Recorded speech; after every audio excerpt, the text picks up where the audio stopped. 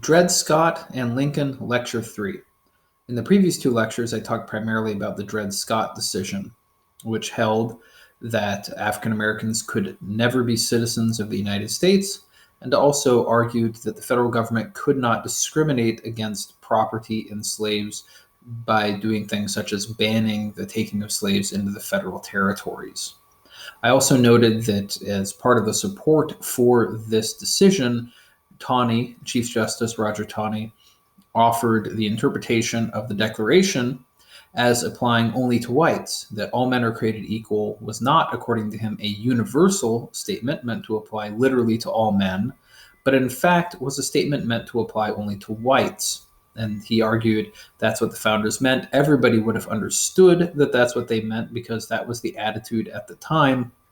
And he also argues that the founders would have been great hypocrites if they had actually meant all men in a universal sense, because then they would have asserted a principle that the practice of slavery contradicted. And since they did not show direct opposition to the practice of slavery, you have to understand all men are created equal in a way that's consistent with their supposed support of the institution of slavery. So that was the decision. Now we get to Abraham Lincoln's response to it in a speech that he gave shortly after it was handed down, and as he was beginning, to get ready to run against Douglas for a Senate seat in Illinois in 1858. Now, I just want to step back for a second and to mention a few things about Lincoln. So it's important to know that Lincoln's primary policy with respect to slavery, the one that he advocated for a long time, that he tried to maintain, except that the Civil War made it impossible. His primary approach to slavery was to make sure that it did not spread any further than it already had. And the goal of doing that is that by containing slavery, by arresting its spread, you will make it possible over time to abolish it. So Lincoln's approach to slavery was one of containment. Don't allow it to spread. That's what in the House Divided speech he calls putting slavery on the path to ultimate extinction. And in that sense, he's really not that much different from a lot of the founders in sort of a view of gradual abolition. But Lincoln was not an abolitionist. Abolitionism was the position that slavery needed to be abolished immediately, as soon as possible. Abolitionism was becoming quite influential in northern parts of the country. It was always a minority position, but it became more influential.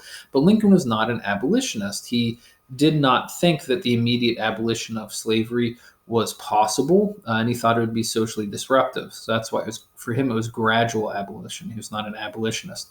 It's also important to note, as this reading makes clear, that Lincoln was a racist, right? In the sense, the attitude comes out in his speeches that he does not believe that whites and African Americans are necessarily mentally or morally equal to one another. He says in this speech that he is opposed to interracial marriage, what's called race mixing at the time. He was a supporter, up until the time of his presidency, of a policy of colonization. That is, that when slaves are freed, they should be sent to a colony somewhere to form their own community. He didn't think that former slaves, especially if there was widespread abolition, that former slaves could be peacefully integrated into society on an equal footing with whites. So, and a lot of this Dred Scott speech that's edited out is about Lincoln's opposition to racial equality in the social sense. And the reason why he had to go into this so much in part was because his opponents, including people such as Douglas, oftentimes one of the ways that they would attack his position and that of other opponents of slavery would be through an appeal to racism. They would say, well, these people are opposed to slavery because what they really want is to mix the races. What they really want is for there to be interracial relationships or even to have African Americans be put in charge, something like that. So, in other words, the opponents of Lincoln's opponents would try to paint anti-slavery forces as ultimately being motivated by a desire to mix races. And then the thinking was that this was a way of drumming up political opposition to them because racism was so common and so widely spread among whites. The thinking was that nobody's going to want to support a politician that supports the social equality of the races. So Lincoln's opponents tried really hard to make him look like somebody who was for social equality. So he constantly had to say that he wasn't for that. And frankly, if you read it, especially if you read the full speech, it gets kind of offensive at times, but that was the discourse of the time.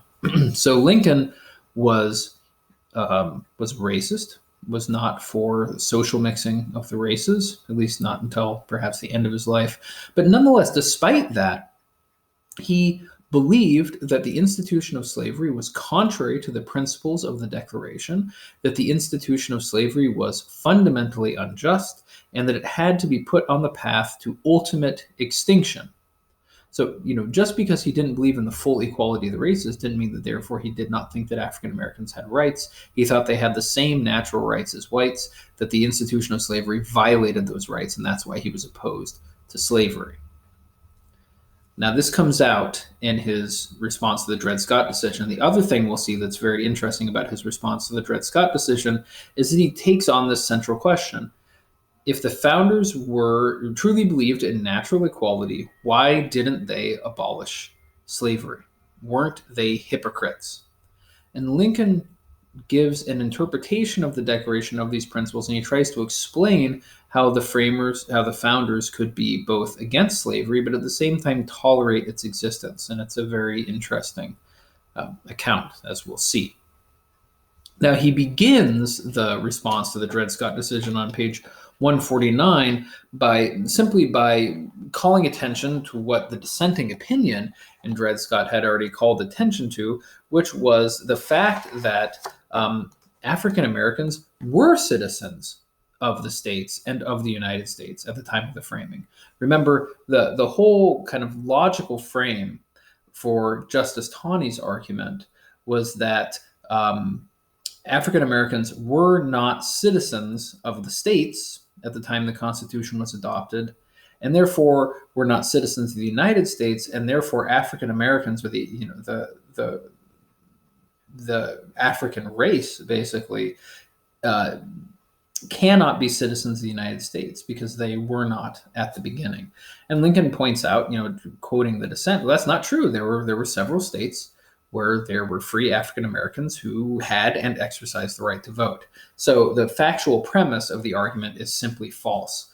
But the real heart of his response comes on pages 151 and 152, where he begins to address the interpretation of the Declaration that the Dred Scott decision and Stephen Douglas offer. This interpretation of the Declaration as applying only to whites. And here's what he says. Or actually, let me go back a second, just to bring out the fact that Lincoln could be both a racist and at the same time believe in equal natural rights for all races. So what he says is, this is in the first full paragraph on page 151. Where he says, there is a natural disgust in the minds of nearly all white people to the idea of an indiscriminate amalgamation of the white and black races. So known as racism.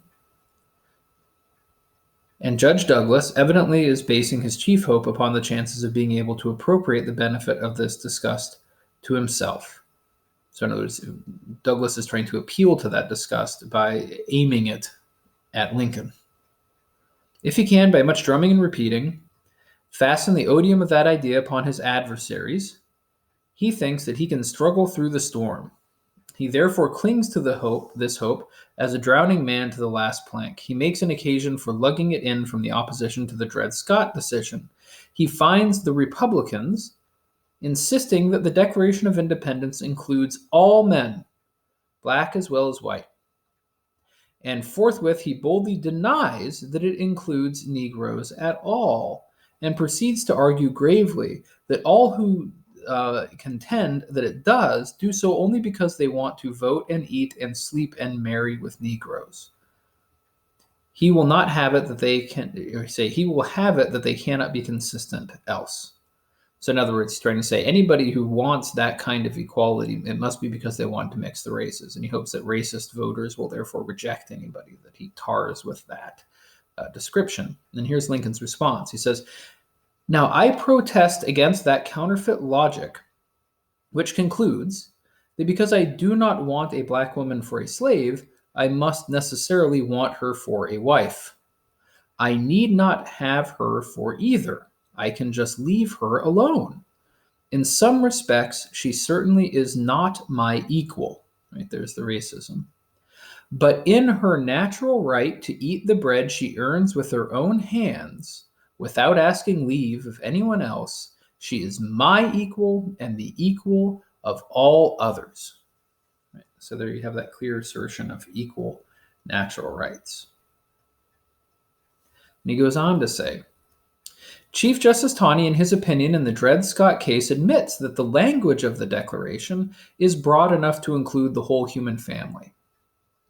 But he and Judge Douglas argue that the authors of that instrument did not intend to include Negroes by the fact that they did not at once actually place them on an equality with whites. Right, so remember, that's the argument. Look, they didn't abolish slavery, therefore they must not have been against it. And if they weren't against it, then all men are created equal has to be understood to apply only to whites and not to the slaves. Otherwise, you have a contradiction. So that's Lincoln's, I think, correct presentation of the logic of Dred Scott reasoning. Now, here's his response. He says, "Now this grave argument comes to just nothing at all by the other fact that they did not at once or ever afterwards actually place all white people on an equality with one another. And this is the staple argument of both the Chief Justice and the Senator for doing this obvious violence to the plain, unmistakable language of the Declaration." He goes through that very fast, but what he means is that, at the time of the founding, at the time of the adoption of the Constitution, in most states, there were property requirements for voting, that you did not have the right to vote unless you had a certain amount of property. And it varied. In some states, the property requirements were kind of high. In other states, they were so low that they were almost nominal. Almost anybody met them. So there was variation, but it was still the case that in most states, you had to have a certain amount of property in order to qualify to vote. And so what Lincoln is saying here is, look, if you say the only equality that they believe in is the equality that they actually enact, right?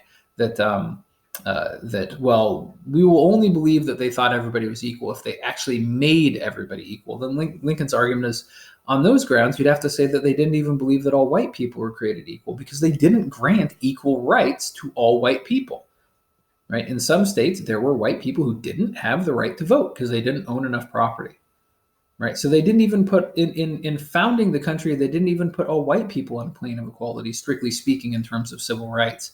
Does that mean that they didn't believe in equal natural rights? Right? Even Taney or Douglas would have to agree that the framers believed that all white people had equal natural rights. But even in that case, they didn't all have the same civil and political rights. They were not civilly and politically equal because of property requirements. So Lincoln's saying, this is not the right way to argue. You can't just look to who was actually treated as equal in order to see what they thought about natural rights. Because the founders were capable of believing that all whites had equal natural rights, even though they didn't have equal political rights. And so therefore, it's perfectly possible, and as he believes correctly was the case, that they also believed that slaves had equal natural rights, even though they didn't abolish slavery. So let me read more of what Lincoln says so you can see where he's going with this. Because now he goes on to explain why the statement that all men are created equal was inserted in the Declaration, despite the fact that it was not realized, not fully realized. He says, "I think the authors of that notable instrument intended to include all men. But they did not intend to declare all men equal in all respects. They did not mean to say all were equal in color, size, intellect, moral developments, or social capacity. And if you remember back to the earlier part of the course, this is a version of saying, we're not saying that everybody is equal in their talents and in their virtues. Right? We're not saying people are equal in every respect. They defined with tolerable distinctness in what respects they did consider all men created equal. Equal in certain unalienable rights, among which are life, liberty, and the pursuit of happiness. This they said, and this they meant. So in other words, again, that founding understanding that in most respects human beings are not equal, but in their natural rights, their unalienable natural rights to life, liberty, property, conscience, in those rights, everybody is equal. And Lincoln goes on, though, to say, they did not mean to assert the obvious untruth that all were then actually enjoying that equality, nor yet that they were about to confer it immediately upon them. In fact, they had no power to confer such a boon. So in other words, they weren't saying everybody is actually enjoying equal rights, nor did they actually have the power to do that. As we mentioned before in previous lectures, the founders did not believe that there was any just and orderly and peaceful way to abolish slavery quickly. So they knew they couldn't do it. It was too dangerous of a proposition. That didn't mean they didn't believe it should be abolished. That didn't mean they didn't believe in equal natural rights. They did. But even though they believed that didn't mean that they could just like snap their fingers and make slavery go away. It's more difficult. As he said, they meant simply to declare the right so that the enforcement of it might follow as fast as circumstances should permit. Right? So the purpose of putting that statement in there is to state these are the principles that we are dedicated to. They are not being perfectly realized in our society, but these are our principles, and we will attempt to realize them, to make them actual as quickly as we can. As he says, they meant to set up a standard maxim for free society, which should be familiar to all and revered by all, constantly looked to, constantly labored for, and even though never perfectly attained, constantly approximated, and thereby constantly spreading and deepening its influence and augmenting the happiness and value of life to all people of all colors everywhere. Right, so in other words, this is what nowadays we would say it's a statement of an ideal, an ideal principle that the country is dedicated to, one that we will strive to realize progressively over time as circumstances permit. Now, I just want to mention one other thing in this speech, which comes right after this, an interesting case where he agrees with Calhoun. Remember, I had mentioned that Calhoun argued that there was no need to put these statements of principles in the Declaration of Independence. The real reason for independence is that the colonists had certain rights as Englishmen under English law, and those rights had been systematically violated. And so they decided it was time to become independent, right? Calhoun says that's what motivated independence. There was no reason to insert these Lockean principles in there about people being naturally equal and possessing these natural rights. He basically says that was totally unnecessary. We didn't need to invoke those principles in order to justify independence. But nonetheless, Calhoun thought even though this wasn't necessary, unlike Tawney and unlike Douglas, Calhoun, I think, was clear-sighted enough to recognize that people such as Jefferson really did believe the claim that all men are created equal. Right? Calhoun thought it was a false claim, but Jefferson believed it. The other founders believed it. They put it in the Declaration because they believed it. Calhoun thought they were wrong, but that's why it was there, but it wasn't really necessary. Now, what's interesting is that Lincoln comes along and also says, you know what? We didn't really need to put that in there. As he says, and this is at the bottom of page 151, the assertion that all men are created equal was of no practical use in effecting our separation from Great Britain. So like Calhoun, we didn't need to invoke it. And it was placed in the Declaration not for that, but for future use. Its authors meant it to be Thank God it is now proving itself a stumbling block to those who in after times might seek to turn a free people back into the hateful paths of despotism. They knew the proneness of prosperity to breed tyrants, and they meant when such should reappear in this fair land and commence their vocation, they should find left for them at least one hard nut to crack. Right. So, in other words, meaning the statement that all men are created equal is put in there as a principle to be realized and as something to block a retreat from dedication to that principle. So the statement that all men are created equal was put into the Declaration for future use, to guide the future of the country. It wasn't just some statement meant to justify independence and then to be discarded, right? If that's all the statement was good for, then, mission accomplished. There's no reason to venerate the Declaration. It was just a proclamation of independence, and that's it. The reason why it's venerated, according to Lincoln, is because it contains within it timeless principles that are meant to guide the life of the country now and in the future. So all men are created equal, as he will go on to say in the Gettysburg Address. It is the proposition to which the country was dedicated. That's why it's in there. So it wasn't necessary to justify independence. It was put in there to be the moral guide for the future of the nation. So that's Lincoln's response to Dred Scott.